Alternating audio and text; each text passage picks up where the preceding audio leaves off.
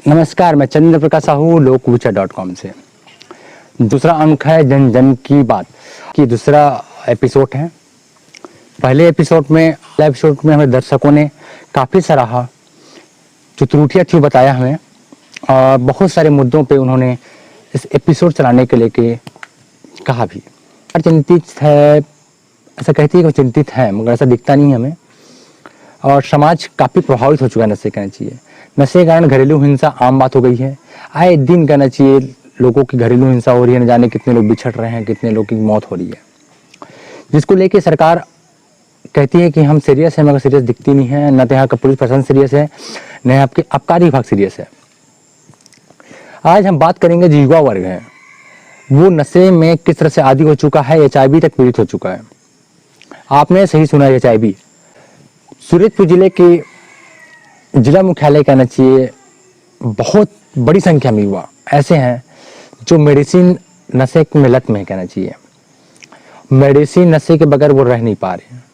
हमने कई लोगों से बात की जिनके परिजन थे नशे के, जो लड़के आदी हैं, उनसे कई लोगों ने बताया कि इसकी शिकायत हमने कई दफ़ा जो है पुलिस प्रशासन को, कलेक्ट्रेट को कर चुकी है कि सर ये नशे के कारोबार पे प्रतिबंध लगाइए, जिसके बाद भी कहना चाहिए कोई ठोस कार्यवाही नहीं की जाती है, छोड़ दिया जाता है, पकड़ के उनको रफा दफा कर देते मामलों, कहना चाहिए। न्यायालय तक कोई बातें जा नहीं पाती है।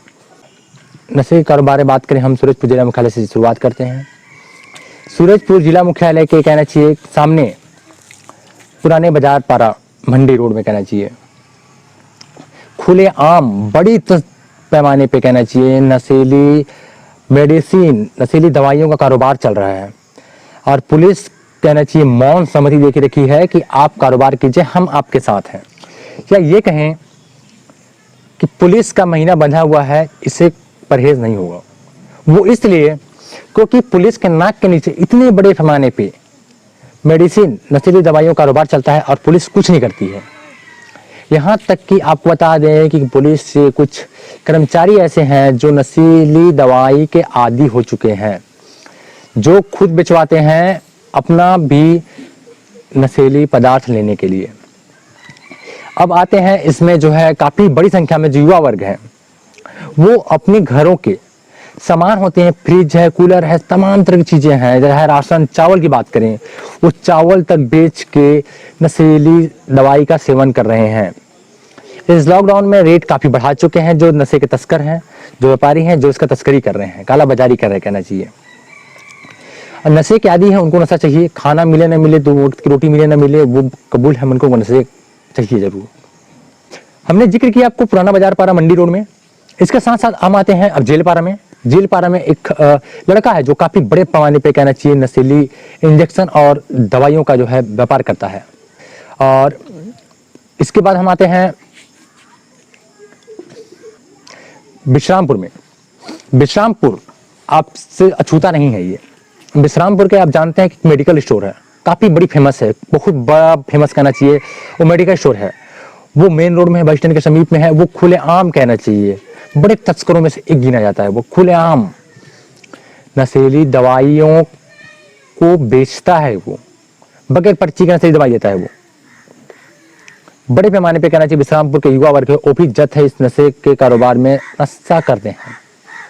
अब आते हैं हम लोग रामानुज नगर में, क्योंकि 3 हम आपस के किनारों, विश्रामपुर, जयनगर, सूरजपुर और ये रामानुज नगर, इसके किनारों में आपको, ताकि आपको मालूम हो कि इन क्षेत्रों में बड़ी पैमाने में नशीली दवाई का अवैध कारोबार चलता है और नशे के जो युवा हैं वो करते हैं। यहाँ पर रामानुज नगर में, रामानुज नगर, उमापुर, परशुरामपुर, नारायणपुर, शिवपुर, ये हब है। यहाँ आपको स्पैस्मो टैबलेट जो नशे में उपयोग किया जाता है, रेक्सो इंजेक्शन, चाहे कप सिरप की बात कर लें, कोडिन युक्त, इनका व्यापार बड़े पैमाने पे चलता है। और हम आते हैं अब इंजेक्शन पे। इंजेक्शन लगाने वाली युवा काफ़ी बड़ी संख्या में है, और ये युवा वर्ग की लापरवाही ऐसी होती है कि इंजेक्शन के इतने आदी हो चुके हैं, ये एक डिस्पोजल से दूसरे डिस्पोजल का में इस्तेमाल करते हैं। एक डिस्पोजल को 2-3 व्यक्ति में इस्तेमाल करते हैं, जिस कारण कहना चाहिए 1-2 बंदे को HIV पॉजिटिव था, वो दूसरों लड़कों में भी फैल चुका है। सूरजपुर मुख्यालय के ऐसे बड़ी संख्या में युवक हैं, लड़के हैं जो टेस्ट कराने पे HIV पॉजिटिव आ जाएगा और बहुतों का इलाज जो है चल भी रहा है। ये युवा वर्ग कहना चाहिए HIV पीड़ित हैं, किनको बहुतों को तो मालूम है, बहुतों को मालूम ही नहीं है कि वो HIV पीड़ित हैं। न इस ओर सरकार ध्यान देती है, न प्रशासन देती है, न स्वास्थ्य में ध्यान देती है कि इनका टेस्ट कराया जाए, पता किया जाए HIV पीड़ित है कि नहीं है, इलाज चल रहा है कि नहीं चल रहा है। अब आते हैं हम कच्ची शराब पे। कच्ची शराब सूरजपुर जिला मुख्यालय से लगे आसपास जो ग्राम पंचायतों में उसका हब बना हुआ है। सूरजपुर जिला मुख्यालय कहना चाहिए अब गोपालपुर, चंद्रपुर, ढूंढरा, मानपुर, बैगापारा, तुरियापारा और तिलसुआ, इन ग्राम पंचायत कहना चाहिए इस क्षेत्रों में बड़ी पैमाने पे कच्ची शराब की बिक्री खुलेआम की जाती है। अब आबकारी विभाग क्या करता है? आबकारी विभाग आता है, समय निकाल के छापे मारती है और पैसा लेन देन लेके चला जाता है। ये गंभीर आरोप लगा आबकारी विभाग पे, ध्यान रखिएगा कि पैसे लेके चला जाता है। मेरे पास ऐसी कई सूचना मिलती हैं कि आबकारी विभाग ने रेड मारा, 20,000 30,000 पैसा लिया और चले गए। आबकारी विभाग का काम क्या है कि वो नशे पे, तस्करों पे, नशे जो पदार्थ पे कार्रवाई करे कि पैसा लेके डील कर दे। इन क्षेत्रों में नशीली दवाई कारोबार तो चल ही रहा है, इसके साथ एक कच्ची शराब की जो है बिक्री बहुत बड़े पैमाने पे कहना चाहिए चल रहा है, जिस कारण कच्ची शराब के कारण बहुत बड़ी संख्या में घरेलू हिंसा के शिकार महिलाएं हो रही हैं। इसके साथ ही कई लोगों के परिवार बिछड़ चुके हैं। इसके बाद आते हैं हम गांजा पे। गांजा कहना चाहिए सूरजपुर के कई क्षेत्रों में बड़े पैमाने बिक रहा है। चाहे सोनपुर की बात कर लें, चाहे आप मानपुर में बात करें, एक जो है बड़े पैमाने पे कहना चाहिए गांजा की तस्करी करते हैं। और रामानुज नगर का आपका पतरापाली है, उमापुर है, शिवपुर है, वहाँ गांजा की तस्करी बड़े पैमाने पे होती है। और इधर आपका बसदई थाना चौकी के अंतर्गत तो है, इसको अपन गांजा तस्करी बड़े पैमाने पे चलती है। अब सवाल उठता है कि गांजा और ये कच्ची शराब, ये नशीली दवाई आती कहाँ से है? तो नशीली दवाई को बताना चाहूंगा आपको कि नशीली दवाई जो है वो बड़ी संख्या में कहना चाहिए ये जानी बिहारपुर मार्ग होते हुए, चाहे वो बलरामपुर के प्रतापपुर होते हुए आती है इधर, ये MP से UP से खासकर। और कुछ जो है जो लोकल इधर के जो छोटे व्यापारी हैं, ये जो है कोरिया से लेके आते हैं। कोरिया जो समीप में बैकुंठपुर होते हुए चल जाते हैं, ये कुड़ेली होते हुए श्रीनगर वाले, खासकर वहां से लाते हैं नशीली दवाई का कारोबार वगैरह हो गया। अब गांजे वांजे भी तस्करी हो गई, जो ये MP से जनकपुर के जो कोरिया के जो जनकपुर है, MP है, उधर से ले आते हैं ये नशीली दवाई का जितना हो गया, चाहे गांजा की बात करें चाहे वो मेडिसिन की बात करें। अब आते हैं हम कच्ची शराब पे। तो कच्ची शराब कहना चाहिए वो आपको गिनाया मैं, चाहे मानपुर, चाहे बैगापारा मानपुर के ले लूँ, चाहे वो तुरियापारा ले लूँ मैं, चाहे गोपालपुर पारा ले लूँ, चाहे वो ढूंढरा के चंद्रपुर ले लूँ मैं आपको, चाहे वो मोघापारा ले लूँ आपको, चाहे वो बड़का पारा ले लूँ मैं आपको। इन क्षेत्रों में बड़ी पैमाने पे कच्ची शराब लगती है। कच्ची शराब आती कहीं से नहीं, ये खुद बनाते हैं घर पे अपने। अब ऐसा नहीं है कि 2-4 बोतल बहुत बड़ी मात्रा में बनाते हैं, जिन पे अब तक कोई कार्रवाई जो है दिखती हुई नजर नहीं आती है।